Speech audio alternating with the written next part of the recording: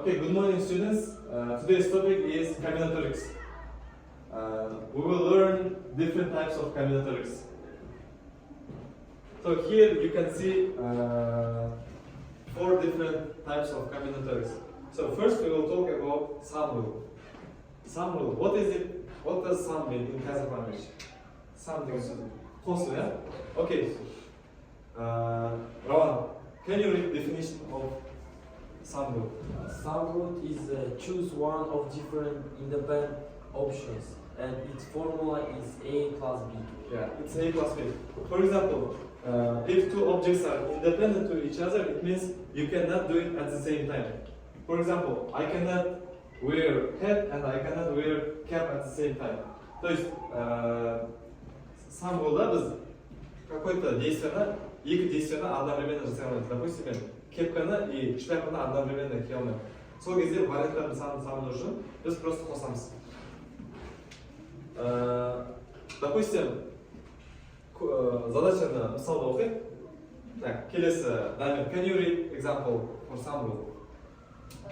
Example like 3 ways for tea or 2 ways for coffee. Like there is 3 types of tea and 2 ways to Coffee. and to make coffee, and the sum of rules it will be 3. Түсінді ма? Чайдың 3 түрі бар. Зеленый чай, ташкентский, қара шай, кофе деген түрі, капучино, латте. Біз бәрін 5 зат түрінде шығарамыз ба? Бізде 5 выбор бар. Okay, next. Product group. Choices occur together. Получается, события одновременно было. Допустим, на жақта бір пример айтайын. Вот, example. Can you read Нұрсұлтан? Example of 3 shirts multiplied 2 pants equal 6 objects. Pant дегенде? Кофтаны шығар, да? Жоқ, штаны, анау футболка, да? T-shirt, рубашка и шалбар. Біз екеуін бір уақытта қолданамыз ба? Да? Получается, 3 түрлі рубашканың біреуін таңдаймыз и 2 түрлі шалбардың біреуін таңдаймыз. Значит, біз оларды көбейтеміз. Түсініп па? Неліктен көбейтіп отырамыз? Окей. Допустим, мынандай задача болса, бізде машинаның номері бар деген. Машинаның номері болсын. Ол номер 3-еу сан и 2-еу әріптен тұрады. Сан, это әріп.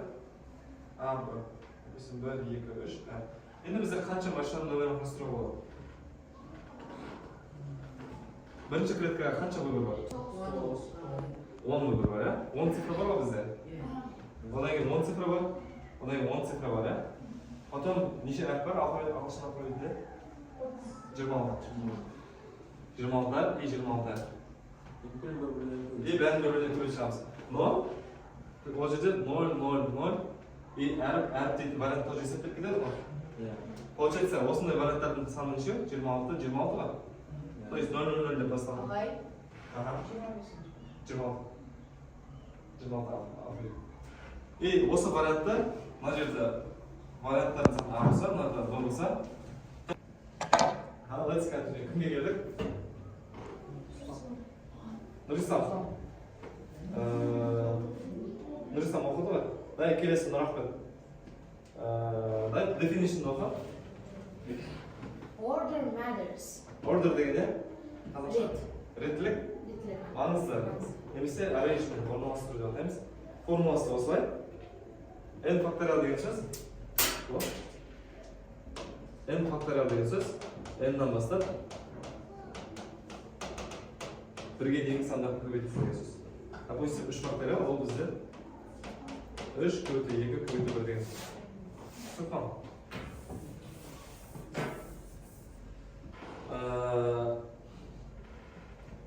5 students. 5 students compete for 3 places. 5 оқушы This one, show. 3 орынға таласады.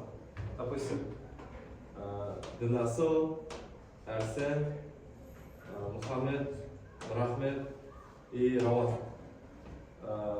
бес оқушы бар, областной олимпиаданы тек үшеуі жазады. Жоқ, 10 сыныптан бір адам бізді, 11-ден бір адам бізді, и 9-дан бір адам бізді. Допустим, Дінасыл, Әрсен, Мұхаммед олар жеңді деп ойлайды. Олар жеңді, и олардың еще қайсы сыныптан жазатындар тоже белгісіз ғой. То есть кім бірінші орын, кім екінші орын, кім үшінші орын. Соответственно, олар солайынан жазады. Осы үшеуінің порядогы маңызды болған кезде, то есть if order matters of Дінасыл, Әрсен, Мұхаммед, then we will use түсінікті, иә?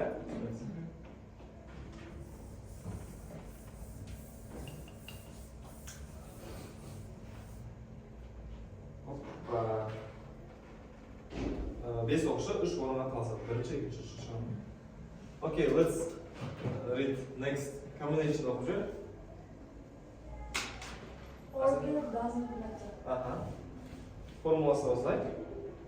ЦНК оқып жүр. Choosing 3 students for a team from 4. Бұл жерде маңызды ма, маңызды емес пе? Маңызды емес. Неге маңызды емес? Мысалға бізде бес адамнан үшеуін таңдау керек қой, мысалға бізде бірінші, екінші, үшінші, төртінші, бесінші де, мысалға бізде 1, 2, 3, 3, 2, 1 десек, ол 400 адам ғой, бірақ біз оны уже басқа екінші вариантты қарастырамыз. Разные таныстырмаймыз. Одно и то же деп ойлаймыз. Допустим, сендер сыныпта отырсыңдар оқушылар, и сендердің ағаларынан 4 адамды Астанаға барады деп қабылдасақ. Допустим, Астанаға барады Рауан, Дамир, Нұрсұлтан и Нұрислам. Олар Астанаға барады.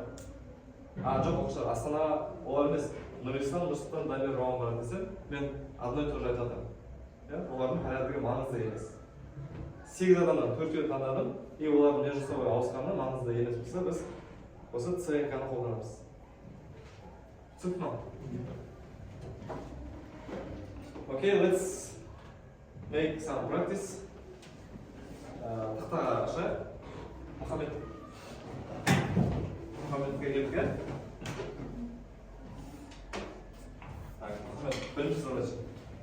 Самру or продукту қандайсың? Бірінші анығы. Select one sport from 4 or 1 club from 3. Қайсы болады? Самру. Самру болады. Жаңа эстер жазсам. Бұны оқып көр. 3 types of pizza and 4 drinks. It's продукту. Продукту. Потому что пицца жеген кезде сен сок туда ішесің. Подейсің жаңа. Окей, жақсы. Келесі, Арсен.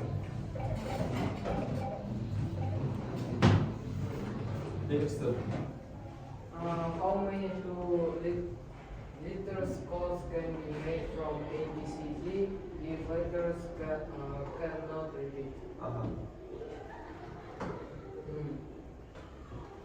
Қай нені қолданамыз? Қай нені? ПНК. Неліктен қолданып тұрмыз ПНК-ны? Себебі бізде ордер метод маңызды. Ордер метод, потому что, допустим, телефонның коды А и Б ол другой код, Б и А и ол другой код, сол сияқты 4 деген екеуін таңдайсың, и ол екеуінің орнына ауыстырған отдельный вариант болып саналады. Келесі оқып көр. Combination, choose 2 friends out of 6 to represent the class. Аударып көр. Выбери, екі досын таңда. 6 оқушы бұның ішінен екеуін таңдаймыз. 6 оқушының ішінен екі досын таңда. Ол жерде біз ЦНК-ны қолданамыз, себебі ол жерде рентген маңызды емес. Жақсы. Дұрыс. Так, Арсен, дай мен саған тағы бір сұрақ қойсайын. Бірінші задачаны оқып, таңдап көр. How many 3-digit codes can be formed from digits 0 to 9 if digits can repeat? Қай рулды қолданамыз? Product, sum или қозғауға тұрып ойламыз.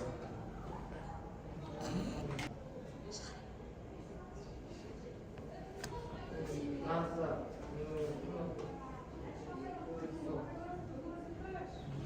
Понял? Равномыз. Qanday? Aytadi. birinchi qarabqa to'g'riz san qo'yamiz. Ikkinchisini 10 san, sebebi birinchisini 0 deb basalar, ikkinchisini 0 deb basalar, o'g'an 10, shunisini тоже 10 san qo'yamiz. Nega 0 deb basamaydi? Все, ishdan bo'lsin. Ishdan bo'lsa 0 deb basamız. Допустим, telefon kodi 026 bo'lishi mumkin. Mumkin. So'siyatda 10dan boshlaymiz. Bizga 3 tanbal san deb aytsa, тогда sen aytganimiz bo'ladi. Yaxshi, biz o'tiraylik ikkovida. Kelasi Muhammad, sen chiqdingmi? Kelasi sepga olamizmi? From 7 students, how many ways to select 3 for a project team? O'sha yerda ya'ni 7 balani ishini ishini tanlov kerak proyektga. Және де bizning aqda ishini tanlov uchun bizga ma'lumotlar kerak yo'q. So'ngdan biz jay aniq 7 men biz combination for qo'llanamiz. Bu ya'ni C NK bo'ladi. Tushundingmi? Yaxshi, kelasi tavsiyalarni Damir. Damir uchinchi tavsiya.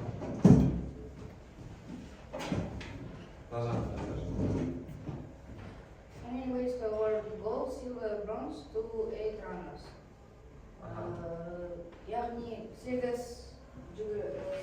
спортшыға алтын, күміс және бронза қалай беруге болады? ПНК, ЦНК, продуктив самбыл. Қайсы?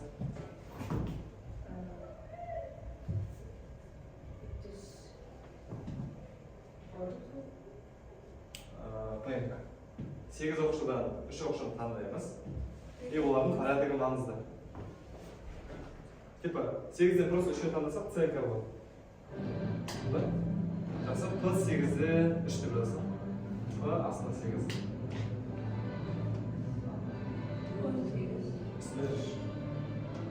Жақсы, отыра ғой. Келесі задачаны кім кезегі келді? Нұрсұлтан ба? Нұрсұлтан задача шығарасың ба келесі 4-ті? Егер Нұрсұлтанда шықпаса, Нұрисам шығып. Нұрисам қолын көтеріп. Restaurant offers 3 soups and 5 main dishes. How many combinations? 4 суп пен 5 второй бар. Оны біз екеуін бірге қосып шамаймыз. Сондықтан Нұрисам айтсын. Вы знаете, 4 первый мен 5 второй делаемыз. Төртіншісінде төртеуінде қоямыз, типа второйында бесеуінде қоямыз. Бірақ бір өзен болғандықтан 4 пен 5-ті көбейтіп, Жауап продукт болады. Сен первый жейсің, потом второй жейсің. Борщ жейсің, потом палау жейсің. Или борщ пен манты, или борщ пен лағман деген сияқты. Жақсы? Пауза. Енді оқушылар ойын ойнап жүрейік. Мына жерде сұрақтар жасалған.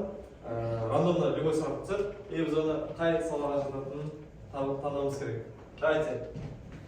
Кім тоқтан шықсы келеді? Бірінші Рауан шықсын. Раскрыть етеді.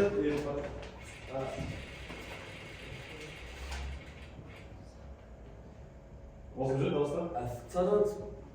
A student must create a password using 3 different digits chosen from the digits 0 to 9. And in this exercise we use the formula of PNK because in this exercise we need bizga яғни порядок маңызды себеп болып бізде пароль болғанда. Сол үшін біз PNK таңдаймыз. Дұрыс, PNK дұрыс екен. Жақсы. Так. Келесі задача кім шықты келеді? Нұрислам.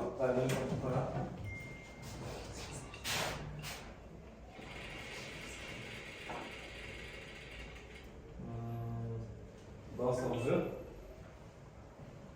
From a bookshelf which is 8 different books, how many ways can you choose 2 books to read in the Specific order. Aha. Ne айтып? Бізге 8 кітаптың ішінен 2 кітап алу керек. Оны белгілі бір тәртіппен оқуымыз керек. Допустим, бірінші абай жолы, одан кейін қандай кітап оқисың? Ұшқандай. Абай жолы ұшқандай оқисың ба? Или ұшқандай абай жолы оқисың ба? Екеуі отдельно. Қандай формуламен шығарасыз? Себебі 2 кітаптың андай реттілігі беріп тұр. Қайсысы бірінші оқылады? Маңызды. Так, келесі бір астан шықсын.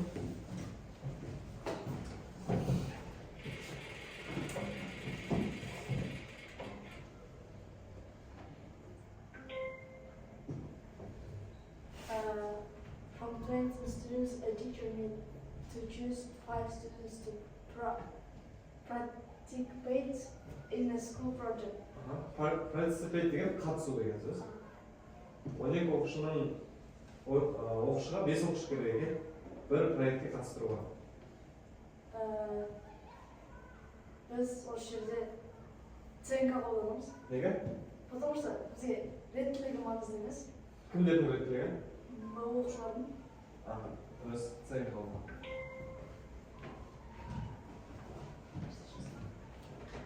Жақсы, келесі нарқын шықсын.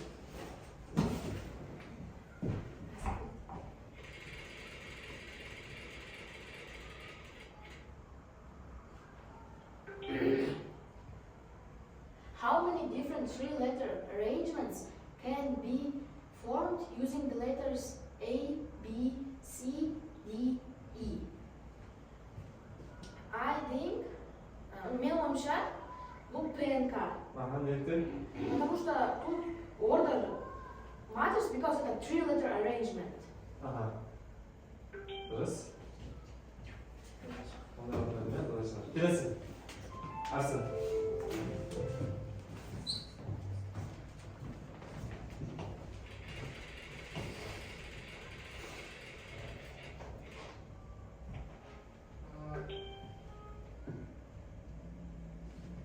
A commit of 4 students is selected from class of 12. Комитет деген сияқты. Комитет 4 адамнан тұратын комитет құралу керек. 12 адамнан. Осы жерде біз ценканы қолданамыз, себебі осы жерде қандай оқушылар қатысуы бізге бәрібір. Ол 4 оқушының ішінде ауыстырып кереміз. Сол үшін ценка қолданамыз. Келесі, Мұхаммед. Дальний расстояние жаздым.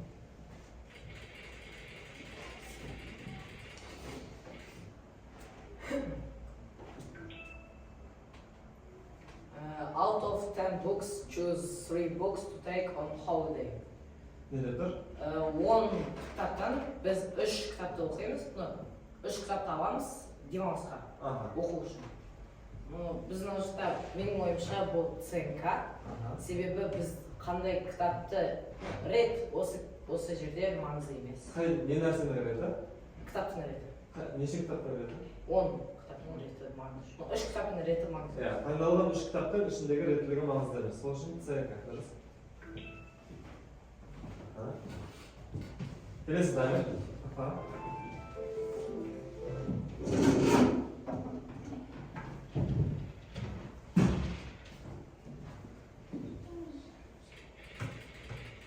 Дайын қиын задача шешіп.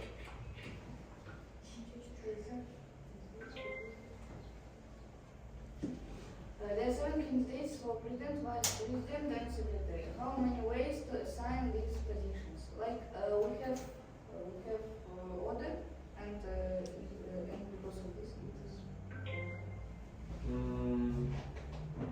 Задачаны аударып өтсек, не деп айтады?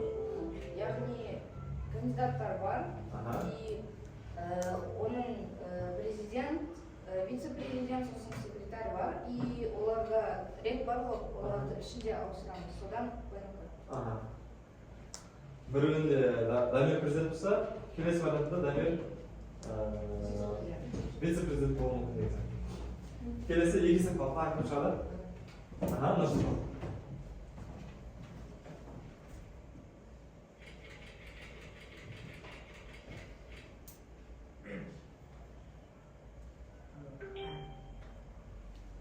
The teacher chooses 5 students out of 20 to join the math competition team.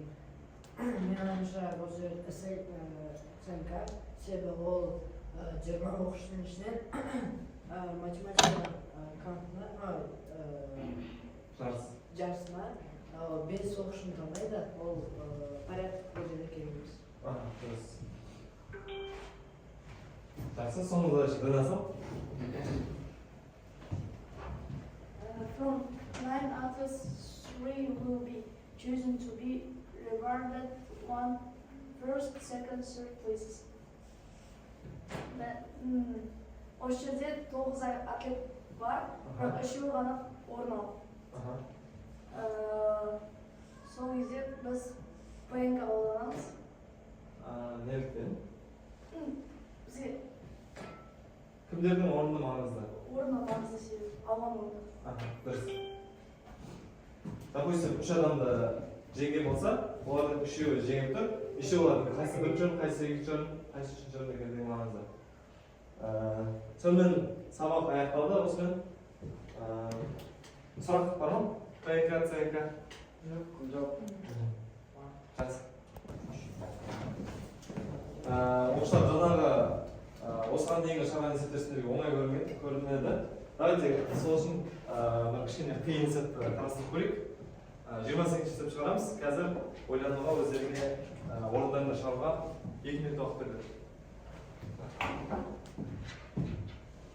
Задачаның ішінде подзадачалар бар. А, Б, С, Д, Е.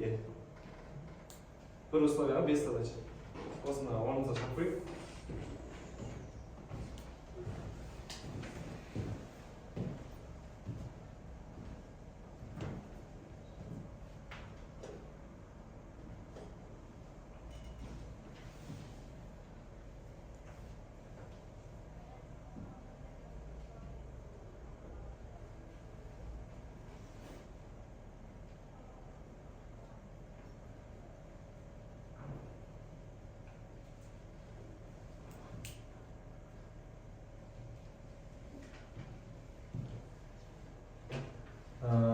Задачаға байланысты сұрақтар бар ма?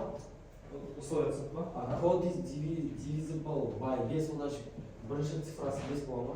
Жоқ, код, допустим, 4 таңбалы кодты, ол 5-ке бөлінетін сан болу керек. Допустим, 2345 деген. А вариантына шығуға болады ма?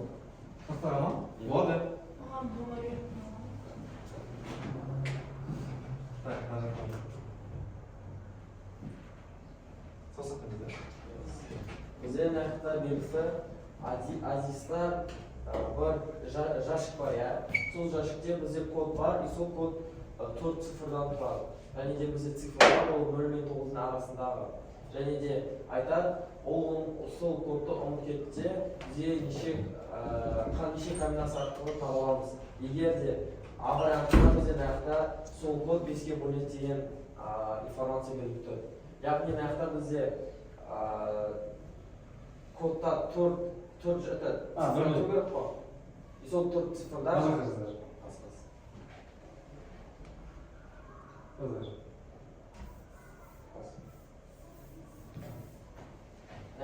бізде 4 жәшік бар, 4 цифр қоятын пространство бар. Яғни нақты біз 10 вариант қойыламыз, нақты 10 вариант қойыламыз, нақты 10 вариант қойыламыз. 4 жақта да.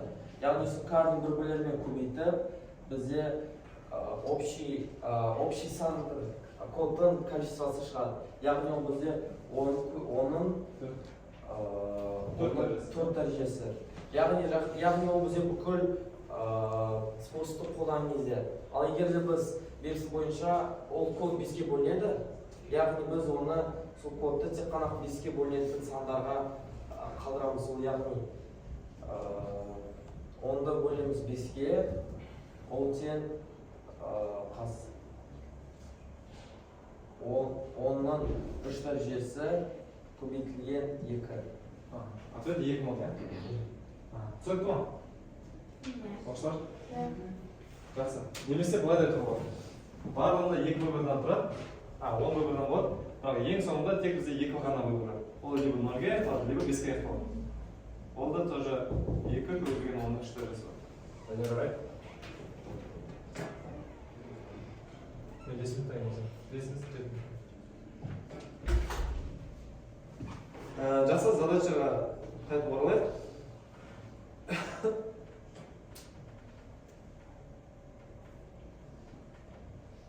Так, енді келесі екінші задача.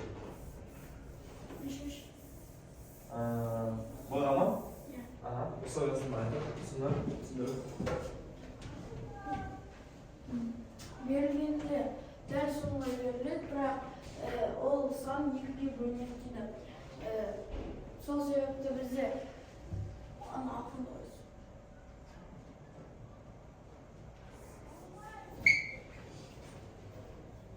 Точно 4 ячейкалы сандар қойылады, цифрлар қойылады. Мұнда 10 берен, нәрде де 10 берен, нәрде де 10 берен, нәрде тек жүк сандар, ол бізде 5 болады.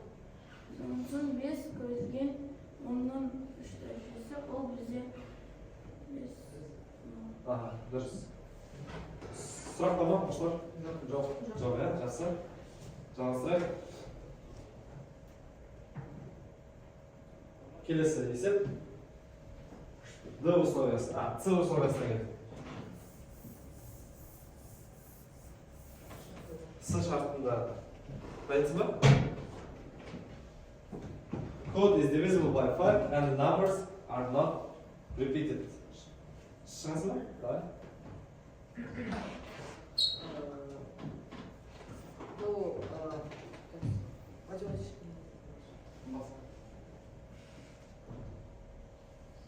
Бізде 4 ячейка бар, және де осы код 5-ке бөліну керек, және де ол сандар қайталамау керек. Сонда бірінші ячейкада 10 сан қойыламыз, ал екінші ячейкада қайталамайтындай 9 сан қойыламыз. Келесінде 8, ал соңғысына біз 5-ке бөлінетін 2 вариант, ол 0 мен 5, 2 вариант. Сонда осылардың көбейтіндісі сол кодтың всевозможный варианты болады. Дұрыс па оқушылар? Ағай бір қате тапқандай сияқты бұл. Себебі мысалға біз енді нақты бірінші ячейкадан емес, төртінші ячейка бізге оған қарай жұмыс істейтін себебі бізде ол сан 5-ке бөлінеді ғой, және соңғы ячейкада бізде яғни цифр 0 немесе 5 болады. Екеуін біреуі қалғандықтан мысалы 5 болсын, біз нақты 5 қойғандықтан біріншіге 5 қоя алмаймыз ғой. Яғни нақты 5 қайта қалған үшін нақты 10 емес 9 вариант болады. Какой-то бір А деген бір әріп болады, иә? Сол кезде нақты цифр қойылды, нақты цифр қойылды. Екі цифр вариант кетіп қалды. Нақты уже 9-ның орнына 8 кетеді, 8-ның орнына нақты 7 кетеді. Дұрыс. Жақсы. Нұрислам түсіндің ба? Жақсы. Так. Жақсы, задачалар уже кішкене қызық бола бастады. Енді Д-ні қарастырып көрейік.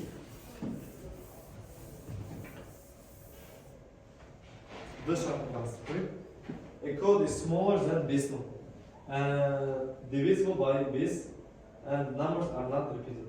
Цифрлар қайталанбайды, және ол цифрлар 5 мыңнан азырақ болу керек екен. Ойланып көрейік.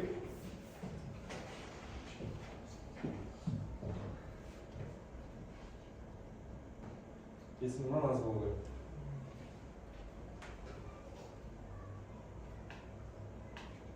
Дәптерге шығып көріңдер, бір минут уақыт кетсін.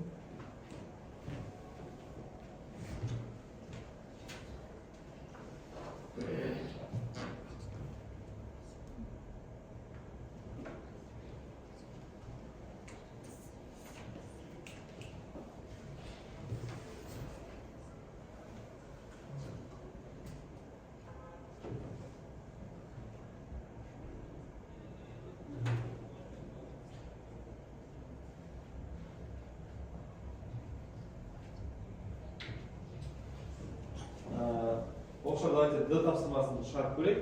Сосын E мен F-ті үй тапсырмасына қалдырамыз. Жақсы. Дамир бар ма? Шығарып көресіз ме? Давай. Дамир шығарады, қалғанымыз Дамирдің шешімін дұрыс еместігін тексеріп отырайық.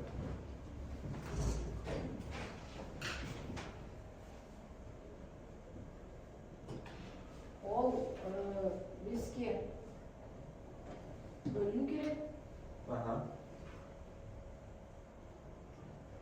И 5.000-нан аз болу керек. Беске бөліну керек, е? Бөлінбеу керек. Сосын мына жерде біз 0 или 5-ті ғана қоямыз, мына жерде 2.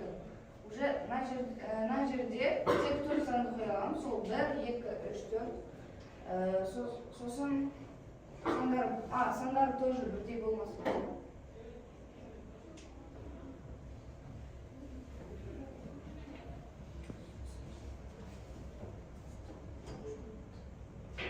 Мына жерде біз 0-ді алып тастаймыз, сонда мына жерде 4 болады.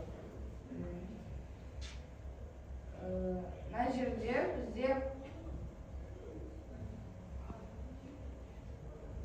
бізде 9 жоқ, 10 вариант бар. Өйткені біреуі ол 1, 2, немесе 3, немесе 4 болады. Дұрыс па балалар? Давайте задачаны былай қарайық.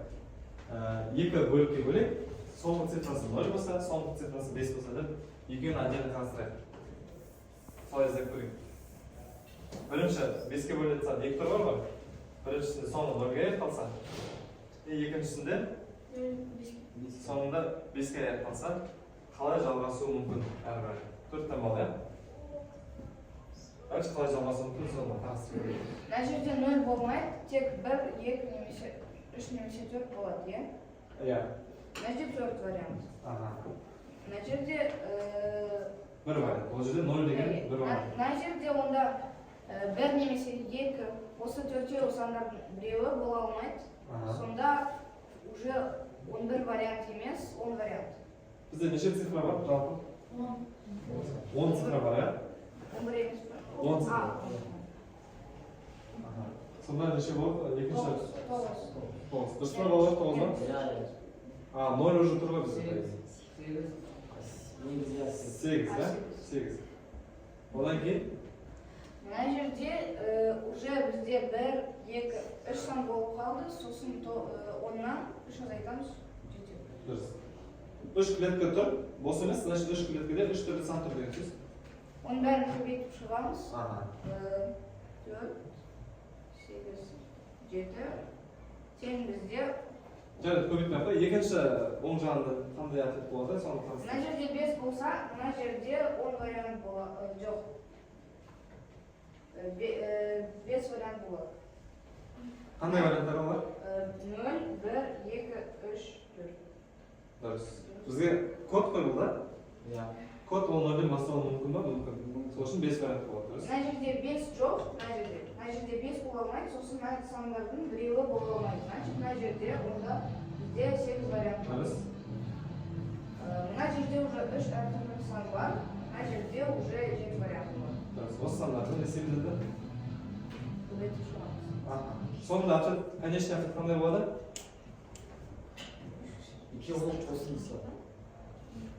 5, мына жердегі 5, ол 5 деген сан, ал мына жердегі 5 ол количествосы. Иә, мына жерде 1 бар. Мынау 5-тің мағынасы 0, 1, 2, 3, 4. Мына 5-тің мағынасы. Мына 5-тің мағынасы кәдімгі 5.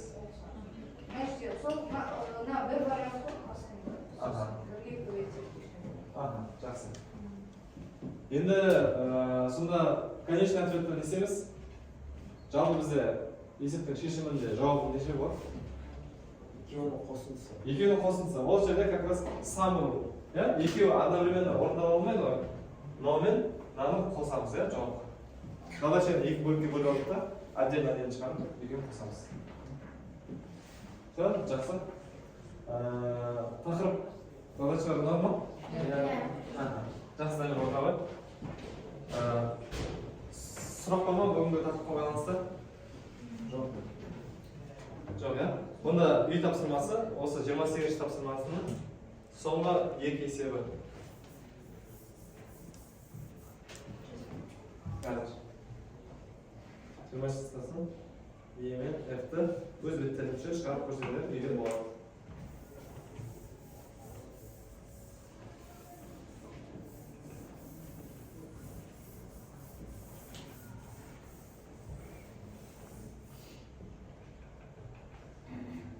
Bitti.